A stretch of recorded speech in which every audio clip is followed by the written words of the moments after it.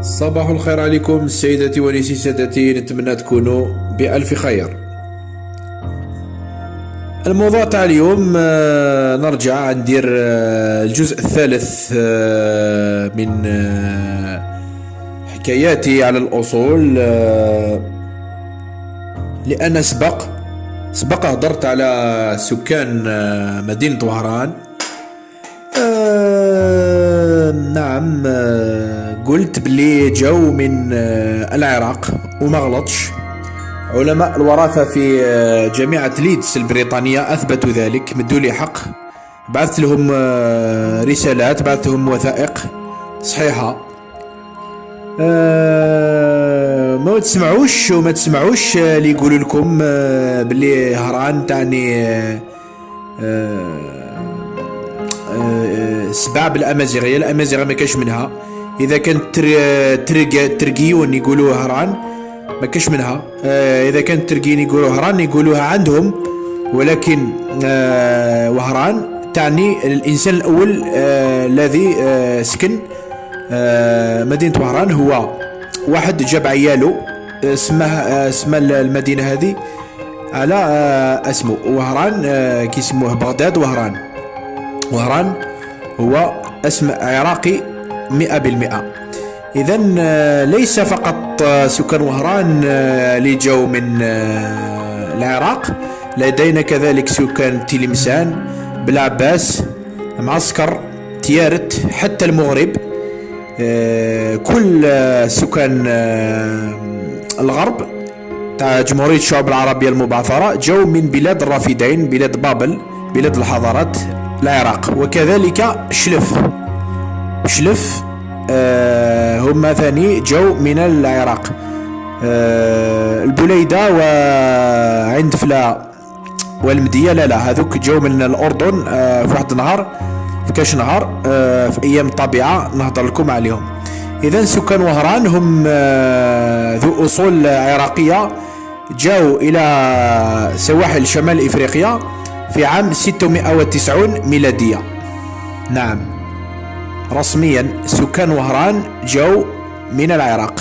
شوفوا برك الأسامي، ما تلقاش واحد جزائري واحد من جمهورية الشعوب العربية المبعثرة واسمه بغداد، ولا هواري، ولا خيرة، هوارية، قادة، زكي. هذه أسامي عراقية من بلاد الرافدين 100%. وشوفوا لون البشرة تاع الوهراني تناسب لون البشرة تاع العراقي، لون البشرة تاع الوهراني تناسب لون البشرة تاع واحد عراقي خوه. شوفوا الكلام، لهجة تساوي لهجة العراق. هناك كثير من التشابهات التي تثبت وتبرهن بأن سكان وهران حقيقة جاءوا من بلاد الرافدين، يعني العراق. نعم سيداتي ونسي سادتي، نرددها مرارا وتكرارا بأن سكان وهران أتوا من العراق في عام 690 ميلادية. لديهم 13 قرون هنا في سواحل شمال إفريقيا. إذن غير سكان سطيف اللي سبقوهم ب